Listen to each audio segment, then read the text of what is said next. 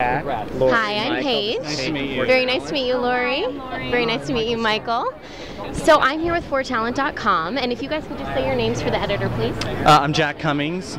I'm Lori Fineman. Michael Starabin. Thank you very much. So congratulations on your award tonight, or nomination, and no award for you guys, right? Mary Testa is getting a special award for Yes. her. Okay, great. So we represent a lot of young, aspiring performers, directors, producers, and I think that, producing a show, directing a show in this day and age is a really daunting task.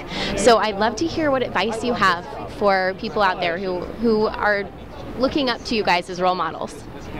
I feel it's as financially hard as it at times may be able to do this, that it's important that you really stick to your guns as much as you can to doing work that you can go to sleep at night loving and getting behind. I think that's a primary guide for me personally, yeah.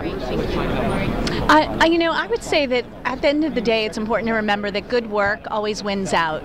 And so even if you don't have the biggest budget in the world, you're not working with a lot of money, it'll force you to maybe to just be more creative and find more interesting solutions to problems or ways to present things on stage. And at the end of the day, that's what's going to win, and that's what will get you recognized. Great, thank you. For the young writers out there, I would say, remember the power of an original story, that not just adapting a movie or adapting a pre-existing piece, but finding your own voice by creating an original story, which is Queen of the Mist, while it's based on historical fact, is a completely original piece. And I think that in today's world, there's so much pressure to do something that already has a brand and a following. So if you could give any advice on how to get people behind something that's an original story, that isn't necessarily sellable right off the bat because it doesn't have an audience waiting for it.